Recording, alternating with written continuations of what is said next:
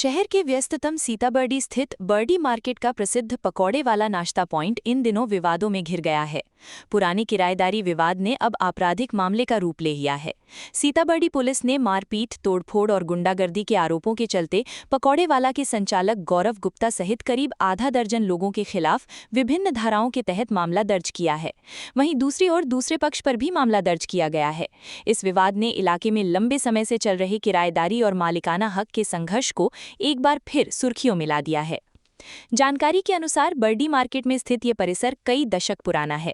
बताया जाता है कि पहले इस भवन में करीब 8 किराएदार रहते थे, जो उस समय के मालिक अवस्थी परिवार को मात्र 75 रुपये मासिक किराया देते थे। गौरव गुप्ता भी कभी इसी परिसर में किराएदार थे। करीब 18 वर्ष पहले उन्होंने संबंधित दुकान खरीद ली। इसके बाद से वे परिसर में मौजूद अन्य किराएदारों से जगह खाली कराने का प्रयास कर रहे हैं।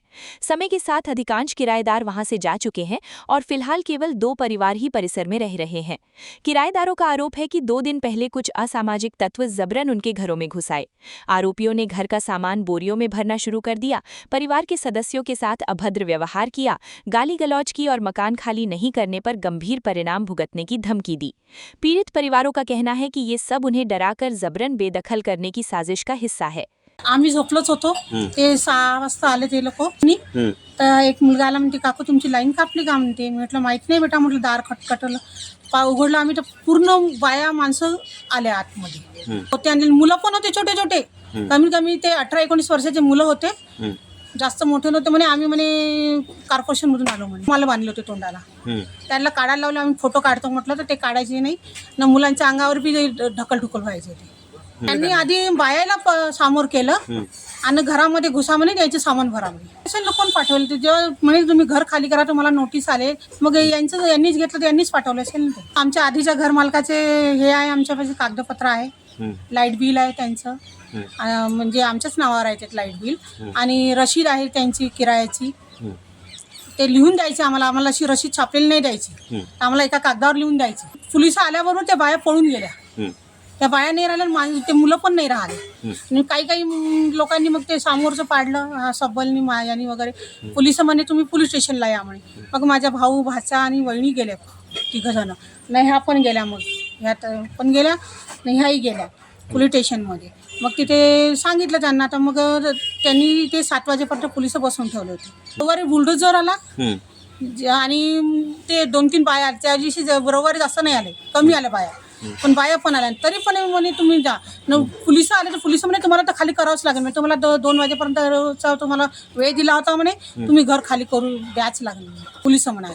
अभी आज 100 साल हो गए मेरे को रहते, ससुर सास 80 साल में गए हैं और मेरे पास पूरा डॉक्यूमेंट है, मकान का टैक्स भी है, बिल भी है, पूरा डॉक्यूमेंट है मेरे पास. ये शनिवार की बात है, शनिवार को सुबह 6 बजे, और कम से कम 50 से 60 लेडीज भी जेंट्स भी, वो पहचान में नहीं आया, वो पूरा उनके खाली आँख दिखने से बस हो गए और घर में घुस गए. वो तो छोटी बहन थी, मैं अंदर में चाय पी रही थी, ये नहीं आती तो वो हमला हो ही जाता था ना.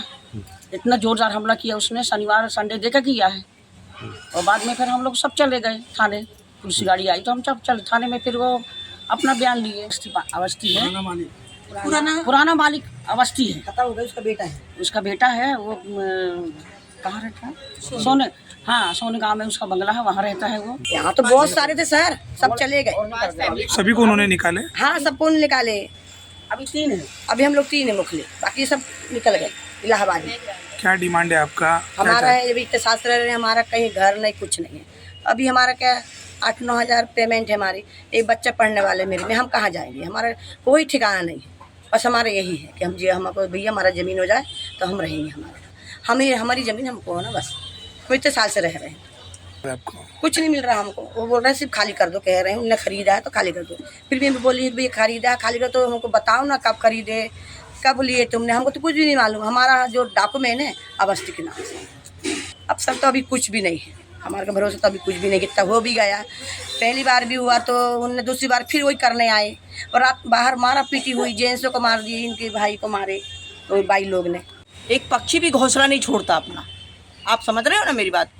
तो वो आकर के इस टाइप से हंगामा करे इन लोगों के साथ में कि आज वो लड़की बीमार से अभी उठी है, बीमार से वो लड़की, बताइए आप, गोली खाने के लिए उसको मजबूर कर रहे हैं आप लोग.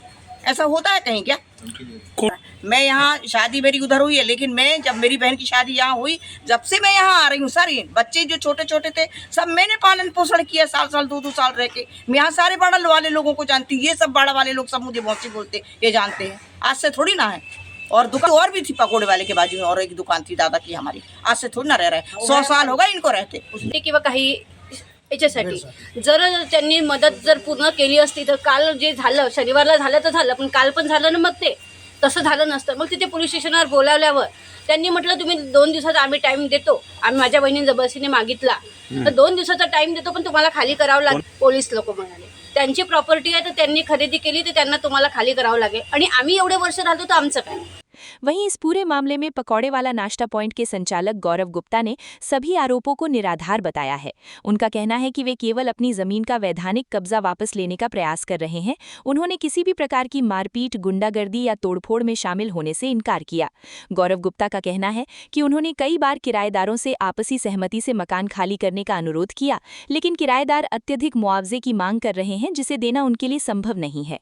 उनका ये भी दावा है कि किराएदारों के पास जमीन से संबंधित कोई वैध दस्तावेज नहीं है और वे केवल मकान के पुराने कागजात दिखाकर पुलिस को गुमराह करने का प्रयास कर रहे हैं। उनका कहना है कि जमीन के वैध मालिक होने के नाते उन्हें अपनी संपत्ति वापस मिलनी चाहिए।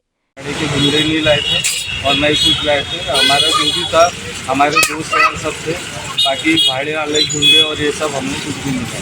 नोटिस दिया हुआ है, 20-25 दिन पहले से नोटिस दिया, उन्होंने ना नोटिस का जवाब दिए सर, ना किसी का कुछ रिप्लाई किए, और तकरार ऐसा है दोनों के ऊपर दाखिल हुई है नॉमिनल तौर पे कि अब आगे से ऐसा नहीं होगा, उस विषय पर तकरार दाखिल, और हमने अपना पैसे गिरा है, उनका कुछ भी नुकसान नहीं हुआ है।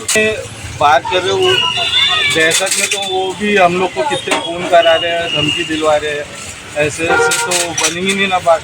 अब हम भी अपनी सेफ्टी के लिए कुछ ना कुछ करेंगे सर। इसीलिए वो फलाना ठिकाना जिससे कौन आता है, कौन खाली कराता है, खाली कराने की बात ही नहीं है, खाली नॉमिनल तौर पे जैसा होना चाहिए वैसा होगा।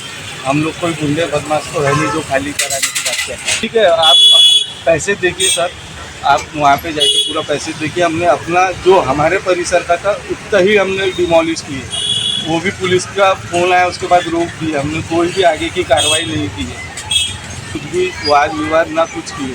वो गुंडे बिल्कुल नहीं लाए, ये गलत फहमी है, गुंडे बिल्कुल नहीं लाए सर, गुंडे बिल्कुल नहीं। प्रॉपर्टी हमने खरीदे है करीबन 16-17 साल हुए हैं, ना हमने उनसे 1 रुपये भी लिए है, ना कभी कुछ उनको कभी 17-18 साल में कभी परेशानी की है, ना परेशानी डाले। हमने नॉमिनल तौर पे बातचीत की है। सामानी से घर वो जो बात कर रहे थे घर सामानी ही है, कोई ऐसे दूसरे तीसरे लोग हैं नहीं। आला तो बेचेंगे ना, हम खरीदने वाले, हमारे आगे की काम की जगह है, फ्यूचर के लिए काम की जगह है, कोई भी खरीदेगा, लगती हुई प्रॉपर्टी तो कोई भी खरीदेगा।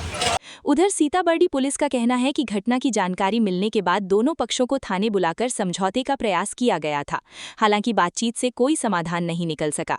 इसके बाद दोनों पक्षों की शिकायतों के आधार पर विभिन्न धाराओं के तहत प्रकरण दर्ज कर जांच शुरू कर दी गई है। पुलिस का कहना है कि मामले की निष्पक्ष जांच की जाएगी और जांच में जो भी तथ्य सामने आएंगे उनके आधार पर आगे की कानूनी कार्यवाही की जाएगी। त्यांचे नाव आहे दीपक मेश्राम। त्यांनी डायल 112वर कॉल केला होता की काही लोक त्यांचं घर पाडण्यासाठी आले। या माहितीवरून आमचे जे बीट मार्शल गस्तीवर होते ते त्या सदर ठिकाणी गेले। सदर ठिकाणी एक JCP आणि काही कामगार तिथे घर पाडण्यासाठी आले होते, तर त्यांची समजूत काढली, अचानक तुम्ही घर कसे का पाडताय। त्याच्यावर त्या दोन्ही गटांमध्ये वाचाबाची सुरू होती। त्या दोन्ही गटांना आपण पोलीस स्टेशनला आणलं, त्याची रिसर समजूत काढली, पण ते ऐकण्याच्या मनस्थितीत नव्हते। त्यापुढे त्यांनी जी एकमेकांना धक्काबुक्की शिवीगाळ जी केली होती त्या याच्यावरून सीताबर्डी पोलीस स्टेशन इथे 489/2026 कलम 189(2), 191(2), 194(2), 115(2), 352 आणि भारतीय न्याय संहिता आणि 135 महाराष्ट्र पोलीस अधिनियम, जे की गैरकायदेशीर बुलेटिन गोळा करू नये यासाठी लागू केलेला आहे मनाई आदेश, त्या कलमांमध्ये गुन्हा दाखल करण्यात आला। त्यांच्याविरुद्ध आम्ही योग्य ती कायदेशीर कारवाई करीत आहोत। सद्यस्थितीमध्ये दोन्ही पार्टीपैकी एक पार्टीचं म्हणणं आहे की आम्ही ती जी वास्तू किंवा ती जागा आहे ती खरेदी केलेली आहे। आता त्यांनी जी कागदपत्रे सादर करत आहेत ती कागदपत्रे अधिकृत आहेत की नाही त्याची शाश्वती नाही. आणि दुसरं, जे लोक तिथे राहतात त्यांचं म्हणणं आहे की बऱ्याच वर्षापासून तिथे किरायाने राहत आहोत, पण त्यांच्याकडे कुठलेही अधिकृत डॉक्युमेंट दस्तावेज आमच्यासमोर सादर झालेले नाही. आता ह्या दोन्ही पक्षांना जेव्हा समजूत घातली ते संबंधित मानसिकतेत नव्हते, त्यामुळे भविष्यातील कायदा सुव्यवस्था रोखण्यासाठी आपण तो गुन्हा दाखल करतो. त्यांचं असं नाही, तसं जर असतं तर आम्ही एकाकी गुन्हा दाखल केला असता. असं न करता आम्ही तटस्थ राहून निष्पक्षपणे चौकशी व्हावी या दृष्टिकोनातून आम्ही दोन्ही जे पार्टी आहेत त्या दोन्ही पत्रांविरुद्ध एकत्रित सरकारतर्फे फिर्याद आपल्या पोलीस कॉन्स्टेबलची घेतली आहे आणि तो गुन्हा दाखल केला आहे किंवा एकाच्या वतीने तक्रार असं. इधर पीड़ित किराएदारों ने पुलिस की कार्यप्रणाली पर भी सवाल उठाए हैं। उनका आरोप है कि पुलिस उन पर मकान खाली करने का दबाव बना रही है और मकान मालिक के पक्ष में काम कर रही है। उनका कहना है कि उन्हें गुंडों के जरिए डराकर बेघर करने की कोशिश की जा रही है, लेकिन वे किसी भी कीमत पर अपना मकान नहीं छोड़ेंगे। फिलहाल ये मामला कानूनी लड़ाई का रूप ले चुका है। अब सबकी नज़र इस बात पर टिकी है कि पुलिस जांच और न्यायालय की प्रक्रिया के बाद इस लंबे समय से चले आ रहे विवाद का आखिर क्या समाधान निकलता है। कॅमेरामॅन सचिन के साथ सनी भोंगाडे, शंखनाद न्यूज, नागपूर। हेच आपल्या स्वप्नातलं घर आहे, पण कसं होईल? तुमच्या सोन्याने. सोन्याने? हो, सोना काय करू शकत नाही. भारतातील सर्वात मोठ्या gold loan NBFC Muthoot finance कडून गोल्ड लोन घ्या आणि बस गृहप्रवेशाची तयारी करा. नमस्कार बाबा. बघितलं, सोना काय करू शकत नाही. कॉल करा 1-800-313-1212 भारतातील सर्वात मोठ्या gold loan NBFC Muthoot finance कडून गोल्ड लोन घ्या आणि मग पहा सोना काय करू शकत नाही. कॉल करा 1-800-313-1212.